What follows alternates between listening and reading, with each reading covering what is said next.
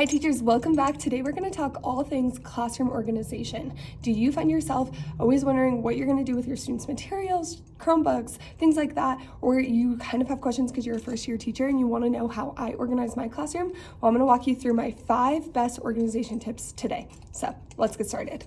All right, organization tip number 1 is to color code everything. So at my students' teams, I have all of their team groups color coordinated. So yellow, green, orange, purple, and blue. And those colors coordinate with my students' materials because I'm departmentalized. I teach 3 blocks throughout the day.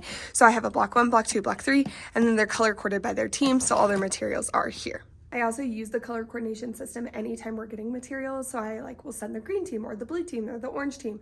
Anytime that we need to get out of our seats, it is just really helpful for organization of students as well. Tip number 2 is going to be my classroom organization student center. So what do I mean by student center? I have a place in my classroom where students are able to access any of the materials. Those are their materials that they might need for class. And I have it organized in a way that students can get up and access those materials independently. So let me show you. This is my current Student Success Center. So this little bin has just blank paper, lined paper. I have eraser caps, glue sticks, a turn-in basket, and then this is where we have materials. So we have crayons, expo markers, highlighters, clipboards, whiteboards, extra notebooks, and then these are extra headphones as well. All right, tip number 3 is going to be Chromebook organization.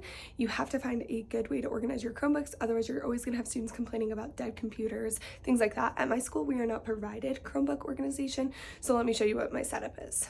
So I have each team, right, orange, purple, all of that, set up in a little box. All of the charging cords are inside the box. The computers sit on top. They plug in where their name is. And this is for my entire class. And also I have computer captains who make sure that they plug them all in for their team. So I only have 5 kids coming in here at the end of the day to plug them in.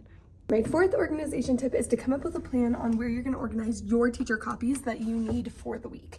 I used to have one of those 10-cart little drawer systems, but the wheels always broke, it always got super shaky, and I just ended up getting rid of it, and this is what I do instead. Ignore how messy my teacher cabinet is. This is the one section that is organized. So I have 3 drawers here and 3 drawers there.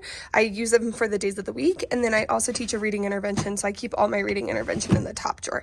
So I do Monday, Tuesday, Wednesday, Thursday, and Friday. Right now, I don't have very many papers in them because we're in the middle of the week. So my papers find their way to my table. 5th and final organization tip is going to be to put your students in charge of things in the classroom.